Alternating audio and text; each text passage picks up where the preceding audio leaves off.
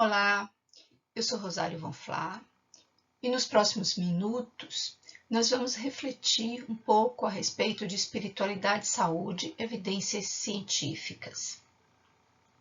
Nesta apresentação estão selecionados alguns artigos clássicos, robustos, de qualidade metodológica indiscutível, que versam sobre o tema. Nem todos os artigos que encontramos na literatura são artigos positivos em relação a esse tema, como seria de se esperar. Existem mais de 17 mil artigos publicados e muitos deles são artigos negativos. Os artigos selecionados para essa apresentação são artigos positivos, porque a ideia é que possamos pensar sobre os argumentos quantitativos, epidemiológicos, de pesquisa, que podem, talvez, embasar os nossos conhecimentos em relação a este tema de espiritualidade e saúde.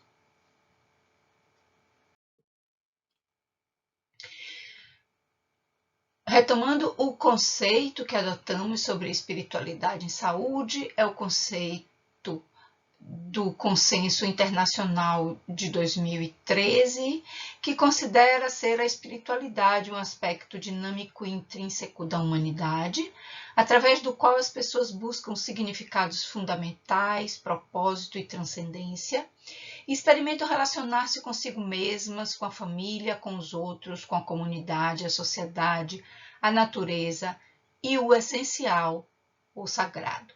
Espiritualidade é expressa através de crenças, valores, tradições e práticas. A espiritualidade é considerada uma dimensão humana que se comunica continuamente com as demais dimensões, a dimensão física, a dimensão emocional, a dimensão mental.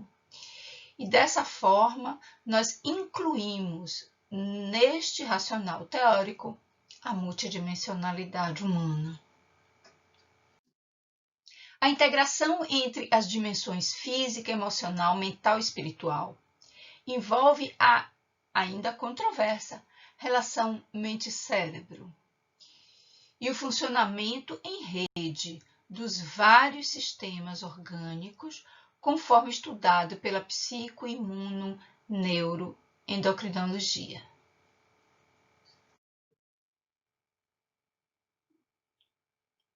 Nesta pesquisa, realizada no início de setembro de 2020, nós detectamos mais de 13 mil artigos envolvendo o tema espiritualidade e saúde, mostrando o grande interesse na comunidade científica por este tema, sobretudo a partir dos anos 70. O primeiro dos estudos que nós apresentaremos é o estudo de Alameda County, um estudo sobre estilo de vida e longevidade. Um dos desdobramentos deste estudo diz respeito à espiritualidade, religiosidade e longevidade. Esse artigo fala da associação entre a frequência a cultos religiosos e templos e longevidade entre os participantes deste estudo, seguidos por 28 anos.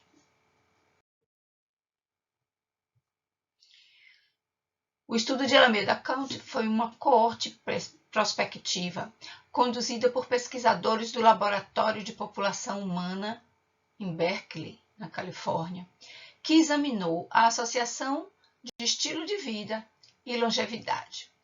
Em relação à religiosidade e espiritualidade, a coorte foi composta por 5.286 indivíduos, que foram seguidos por 28 anos. O estudo teve início em 1965 e, nessa época, aproximadamente 25% da amostra participavam de serviços religiosos uma vez por semana ou mais.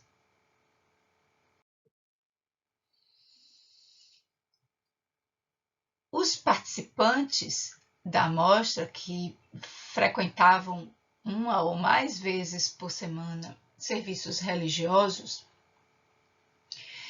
tinham as seguintes características: eram mulheres afro-americanas, tinham mais conexões sociais, eram menos fumantes, consumiam menos álcool, tinham maiores índices de sobrepeso e obesidade e tinham mais limitações físicas.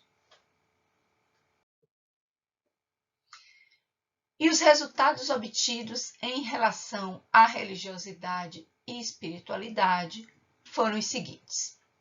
Em 1994, após controle para variáveis de confusão como idade, gênero, etc., assim como para condições de saúde, incluindo depressão e restrição de mobilidade, foi detectada redução de 23% na taxa de mortalidade geral entre aqueles que frequentavam serviços religiosos pelo menos uma vez por semana.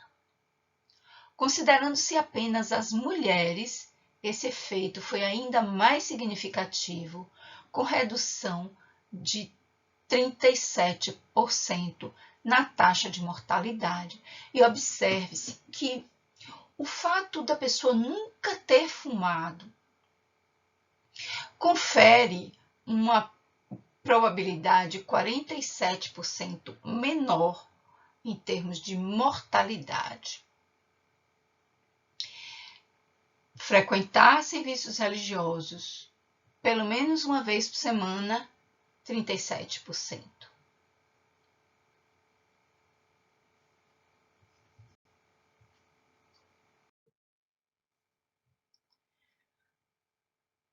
Portanto, houve impacto na sobrevida, sem dúvida, e esse impacto foi provavelmente mediado pelos hábitos de vida saudáveis, detectados em maiores proporções nos frequentadores assíduos. Isso ficou demonstrado no estudo de Alameda County, porque esta população dos frequentadores mais assíduos tinha uma probabilidade maior de pararem de fumar, em torno de 90%, tinham 38% maior probabilidade de aumentarem a frequência de exercícios físicos, e observe que se trata de uma população que tinha obesidade, sobrepeso e dificuldade de mobilização. E 79% da população tinha uma maior probabilidade de permanecer casado. Permanecer casado não necessariamente será um fator de redução de estresse. Entretanto, sabe-se que separação é um fator de estresse.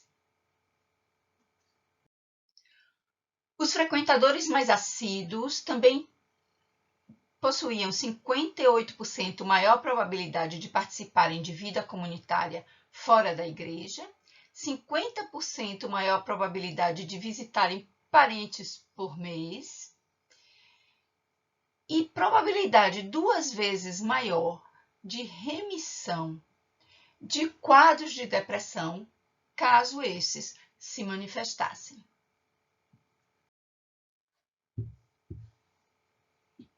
A conclusão a que os autores chegam é que o estudo de Alameda County fornece dados bastante sugestivos de que a religiosidade e espiritualidade impactam a mortalidade por todas as causas, sobretudo afetando fatores psicológicos e comportamentais ao longo do tempo. Um outro estudo populacional de grande impacto que já ofereceu muitas informações relativas a estilo de vida, relativa ao uso de medicações e suas associações com doenças, com mortalidade. É o Nurses Health Study da Universidade de Harvard. Trata-se de um estudo de coorte prospectiva, atualmente, com mais de 121.700 enfermeiros de 11 estados dos Estados Unidos, desenvolvido pela Universidade de Harvard para estudar o impacto de uso de medicações, como, por exemplo, anticoncepcionais, e hábitos de vida sobre a saúde. Inicialmente, esta coorte era composta exclusivamente por enfermeiras cadastradas e casadas. Com o passar do tempo, a coorte foi se modificando e hoje em dia admite enfermeiros de ambos os sexos. O estudo teve início em 1976 e continua até os dias atuais. Em relação à religiosidade e espiritualidade, mais de 74.000 participantes foram acompanhadas por 16 anos. Em 2016, esses resultados foram publicados. E o que se percebeu foi redução tanto da mortalidade por todas as causas, como mortalidade por doenças cardiovasculares ou por câncer, em cerca de 30%, quando se comparou mulheres que frequentavam serviços religiosos pelo menos uma vez por semana com aquelas sem nenhuma participação. E um dado interessante: aquelas que frequentavam serviços religiosos mais do que uma vez por semana tiveram taxas de mortalidade ainda menores. Um outro estudo envolvendo estilo de vida e longevidade foi o EPSI. Esse estudo também teve um braço para religiosidade e longevidade. Trata-se de uma coorte prospectiva, incluindo 3.968 adultos, com idades entre 64 e 101 anos, portanto, foi um estudo realizado em uma população idosa, isso inclusive compõe a sigla do estudo. Esses idosos residentes na Carolina do Norte. No braço para religiosidade e espiritualidade, o EPSI estudou tanto a frequência a serviços religiosos, quanto práticas religiosas privadas, como preces, meditações e leituras de livros sagrados, numa população acompanhada por 6 anos. Ao longo de 6 anos de acompanhamento, 1.777 participantes, em torno de 30% da população inicial, morreram. Considerando-se esses pacientes que foram a óbito, entre os que frequentavam serviços religiosos uma vez por semana ou mais no início do estudo, em 86, algo em torno de 23% morreram, em comparação com aqueles que não frequentavam serviços religiosos ou frequentavam serviços religiosos menos do que uma vez por semana. Dentre esses participantes, 37,4% morreram.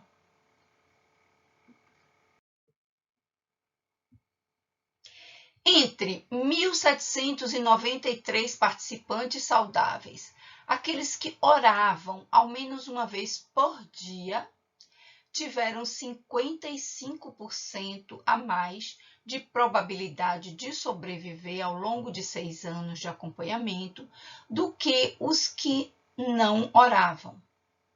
E apenas uma pequena parcela, na verdade, desse efeito pode ser explicado por fatores comportamentais.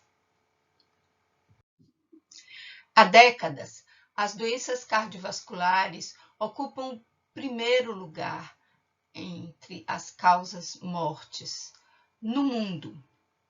Portanto, para que possamos examinar o impacto de qualquer fator sobre a mortalidade por todas as causas, é preciso que examinemos o impacto deste fator sobre a saúde cardiovascular. Esse estudo, conhecido no meio de pesquisa em espiritualidade, religiosidade e saúde, através do nome do seu principal autor, foca as diferenças entre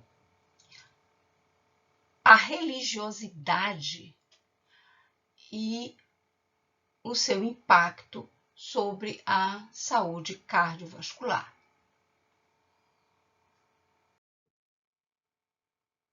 Ele foi publicado em 1986.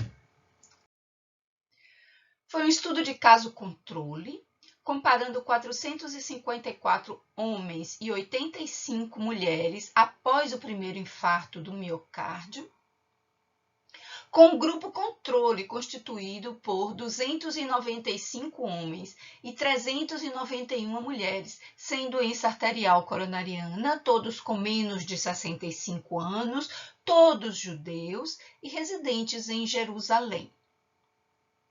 Foi aplicado um questionário tanto para os casos quanto para os controles. E com base nesse questionário de 6 perguntas, foram constituídos grupos de judeus classificados em ortodoxos, tradicionais e seculares.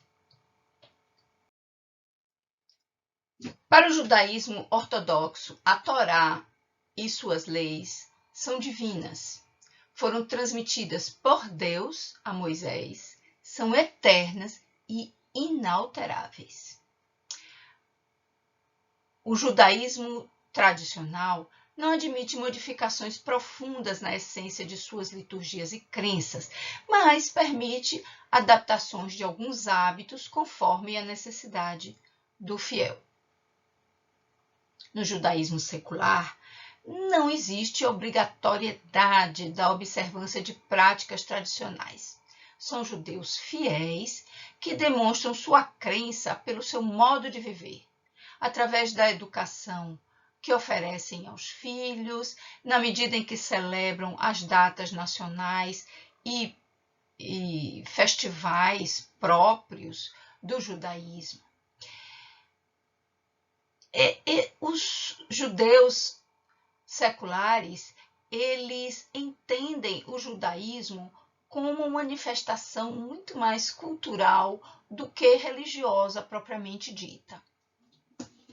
Então, nós observamos que essas 3 vertentes do judaísmo apresentam características diferentes, sobretudo em relação ao rigor que suas doutrinas imprimem e as exigências para que o praticante possa se manter afiliado, se considerar digno de pertencer a esses grupos.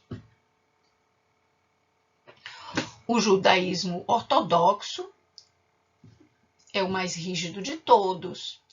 O judaísmo tradicional tem um certo grau de flexibilidade e o judaísmo secular é bastante flexível. Essas diferenças tiveram grande importância na análise dos resultados desse estudo. 51% dos homens e 50% das mulheres no grupo pós-infarto se definiram como seculares, comparados a 21% de homens e 16% de mulheres no grupo controle, portanto, sem doença coronariana. Após ajuste das análises para idade, etnia, escolaridade, tabagismo, exercício físico e índice de massa corpórea, os pesquisadores constataram que os homens seculares tinham uma probabilidade 4 vezes maior que os ortodoxos de apresentar infarto. As mulheres seculares tinham um risco 7 vezes maior que as ortodoxas de apresentar infarto. Esse estudo traz à baila uma discussão bastante interessante a respeito do papel dos dogmas de religiões no que diz respeito a hábitos de vida. É de se esperar, e isso realmente é constatado em alguns estudos, que religiões que tenham dogmas bastante rígidos possam ser fonte de estresse, de depressão, de culpa, de ansiedade. Fatores esses que favorecem o desenvolvimento de doenças cardiovasculares, outros estudos mostram isso, e também de outras patologias. Entretanto, nesse estudo, o que fica constatado é exatamente o contrário. Os judeus ortodoxos infartaram menos do que os judeus seculares.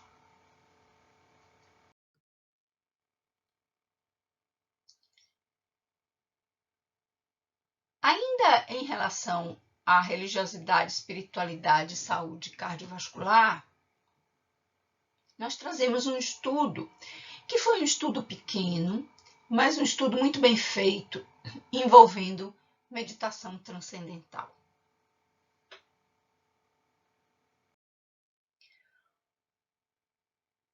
Foi um estudo intervencional, um ensaio clínico envolvendo meditação transcendental e isquemia induzida pelo esforço. Foram 21 homens com idade média de 55 anos, todos com doença arterial coronariana. O objetivo do estudo foi estudar os efeitos da meditação transcendental sobre a isquemia miocárdica induzida pelo esforço. Foi um estudo de intervenção e grupo controle realizado em 1996. Após 8 meses de intervenção, pacientes do grupo Meditação Transcendental apresentaram 14,7% de aumento na duração do exercício, aumento de 11,7% na carga de trabalho máxima e aumento de 18,1% no tempo decorrido até o aparecimento de depressão do segmento ST, mostrando que, além de aumentar a capacidade aeróbica, houve um aumento também do limiar para a isquemia durante a prova de esforço. Os que não praticaram meditação transcendental não obtiveram alterações significativas em relação a esses parâmetros. Outros tantos estudos focando religiosidade, espiritualidade e saúde cardiovascular foram publicados, e esses estudos, segundo uma revisão sistemática do Dr. Fernando Lucchesi e do Dr. Kane, mostram melhores níveis de pressão arterial, melhor controle de diabetes, ação sobre neurohormônios com consequente impacto sobre a ativação do sistema nervoso autônomo, que resulta em aumento da variabilidade da frequência cardíaca, redução de dislipidemia, redução sobre os níveis de marcadores pró-inflamatórios, como PCR, interleucina 1, interleucina 6, e elevação de marcadores anti-inflamatórios, como interleucina 4 e interleucina 10.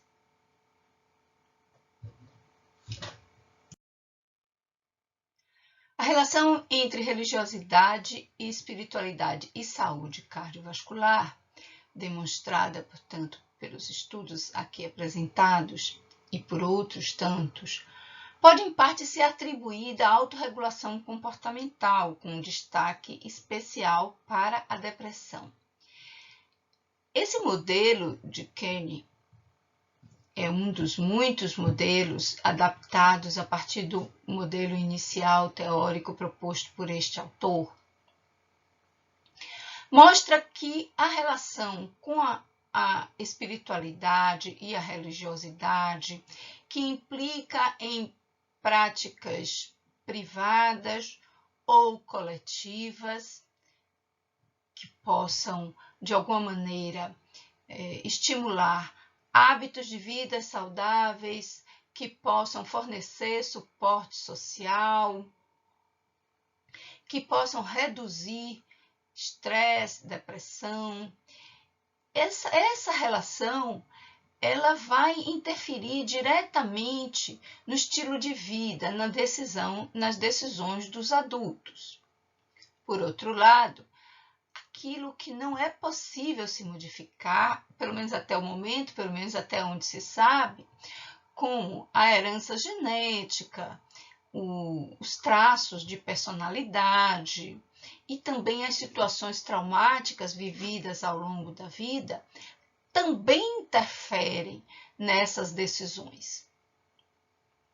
E o que esse modelo propõe é que a religiosidade e a espiritualidade possam, de alguma forma, contrabalançar esses fatores que não são modificáveis, como essas decisões, o estilo de vida e os comportamentos saudáveis, eles poderão gerar virtudes humanas, por assim dizer, como, por exemplo, a tendência ao perdão, ao altruísmo, melhorar a autoestima, a paciência e a gratidão. E isso, por sua vez, retroalimenta as decisões, o estilo de vida e os comportamentos saudáveis. Tudo isso vai favorecer relações sociais mais saudáveis. E se, por um lado, muitas vezes a genética, as situações traumáticas ao longo da vida, o próprio temperamento da pessoa, geram continuamente emoções, sentimentos conflituosos, por outro lado, essas decisões, como elas já estão associadas ao desenvolvimento de virtudes, inclusive estimuladas por religiões, embora isso não necessariamente aconteça com pessoas religiosas, mas com pessoas que têm uma conexão com a transcendência. Então, essas decisões, esse estilo de vida, esses comportamentos saudáveis podem fazer o contrário, eles podem gerar o que se pode chamar, talvez, de emoções positivas, que mais tem a ver com o bem-estar, que mais tem a ver com a harmonia. Tudo isso interfere na rede psico-imuno-neuroendocrinológica, tudo isso interage com fatores de risco, no caso aqui, para doenças coronarianas, e também propiciam melhor função cardíaca e, por sua vez, determinam melhores níveis de saúde cardiovascular.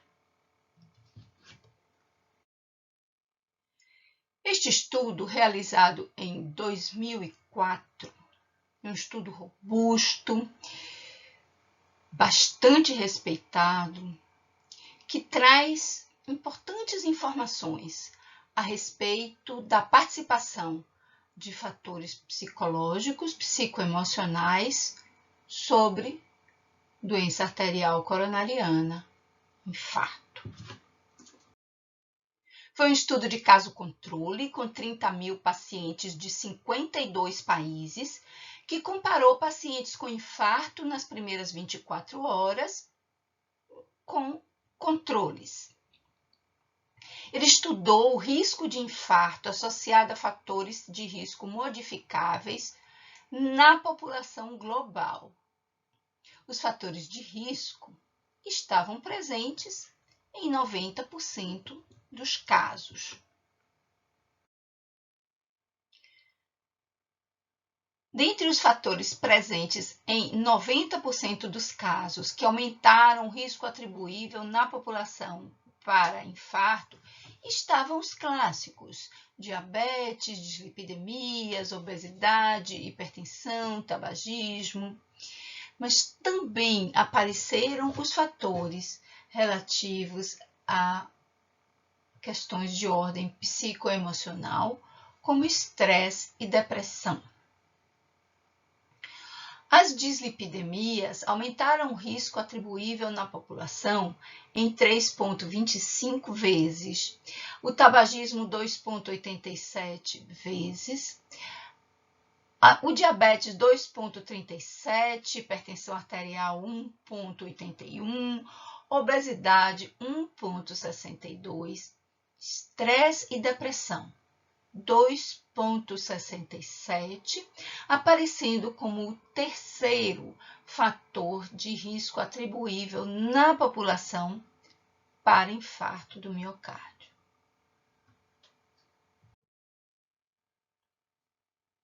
Voltando ao modelo de Kane, nós observamos que a saúde mental ela está sempre envolvida nos processos através dos quais a religiosidade e espiritualidade impacta a saúde. É assim para as doenças cardiovasculares. O Interheart mostra a importância de depressão e estresse como fator de risco atribuível à população para infarto do miocárdio. Então, vale a pena observarmos o que dizem as pesquisas científicas a respeito do impacto da religiosidade e espiritualidade sobre a saúde mental. De acordo com Kane, os mecanismos através dos quais a religiosidade e espiritualidade influenciam a saúde mental são os seguintes. A religiosidade e espiritualidade oferecem recursos para lidar com o estresse e, consequentemente, reduzem o risco de desenvolvimento de ansiedade, depressão, suicídio e drogadicção. As religiões, em geral, possuem conjuntos de normas e regras que orientam hábitos de vida saudáveis e inibem o uso de álcool e drogas. A maioria das religiões enfatiza o amor e a compaixão, estimulando o suporte social, que por si só reduz o estresse e facilita o apoio social necessário às diversas necessidades do indivíduo. A religiosidade e espiritualidade estimula o desenvolvimento de valores humanos, que por si só facilitam o convívio social e o estabelecimento de vínculos mais saudáveis. Nesta revisão sistemática, Kane examina estudos que relacionam religiosidade e espiritualidade com inúmeros fatores inerentes à saúde mental. Nós escolhemos focar em ansiedade e depressão, especialmente pelo papel observado no Interheart em relação aos fatores de risco atribuível à população para infarto do miocárdio e também nos estudos que incluem hábitos de vida e que têm como desfecho morte.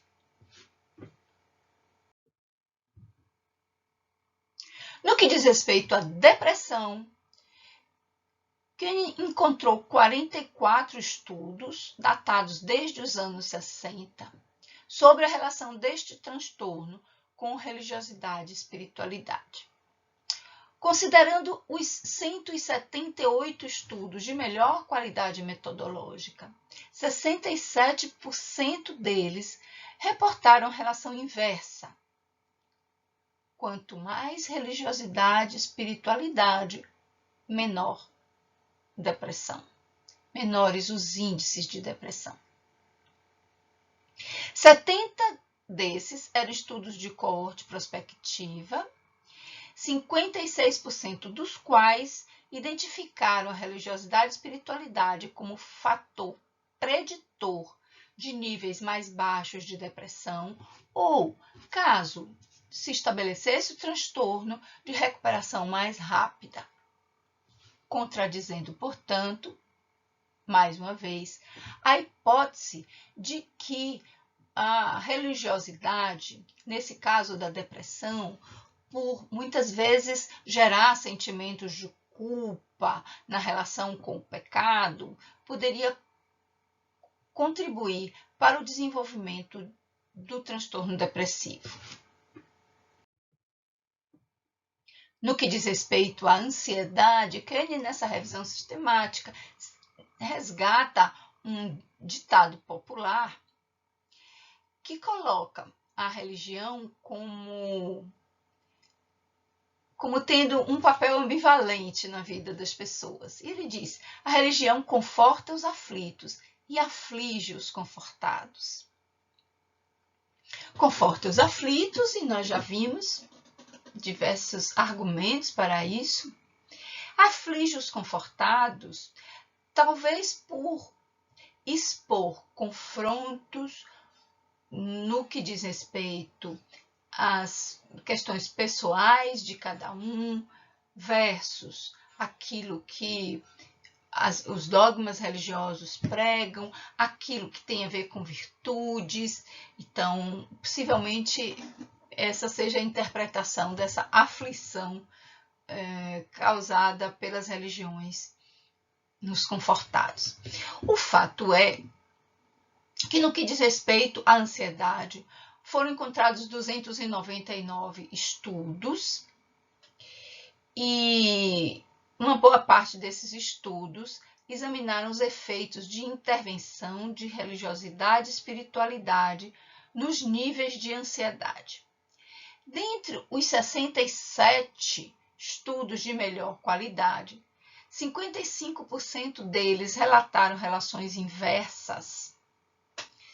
Quanto maiores os níveis de religiosidade e espiritualidade, menores os níveis de ansiedade. 7 desses estudos encontraram relacionamentos positivos. Quanto maior religiosidade e espiritualidade, maior ansiedade. 239 desses estudos foram estudos transversais. 19 foram estudos de coorte prospectiva, dos quais 47% mostraram relação inversa.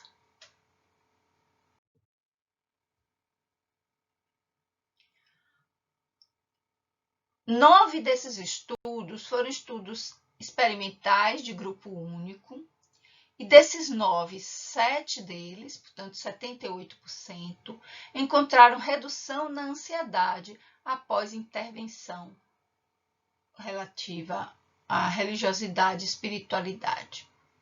32 desses estudos foram ensaios clínicos randomizados.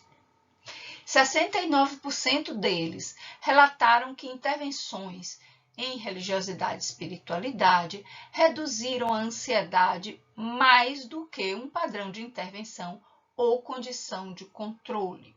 Reduziram a ansiedade mais do que fármacos, reduziram a ansiedade mais do que exercícios físicos.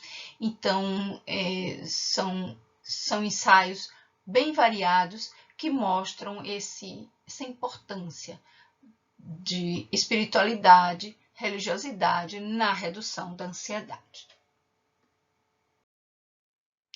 Concluindo, portanto, podemos afirmar que os dados estatísticos apresentados mostram que, em termos populacionais, aspectos psíquicos, notadamente estresse e depressão, constituem fatores de risco para doenças cardiovasculares e o mesmo tem sido demonstrado em relação ao câncer, doenças autoimunes e outras.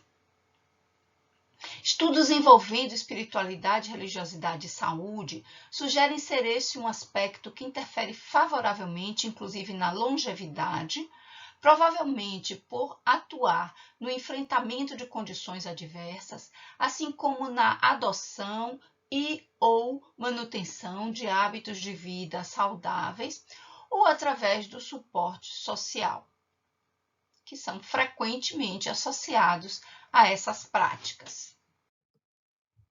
Os caminhos através dos quais a religiosidade e a espiritualidade afetam a saúde incluem necessariamente vias psicoemocionais que, de acordo com a visão da psicoimunoneuroendocrinologia, se integram em rede nos sistemas neuroendócrino e imunológico. Pode-se observar, portanto, que as evidências científicas disponíveis até então oferecem substrato para que se considere a importância de incluir religiosidade e espiritualidade no cuidado integral aos pacientes.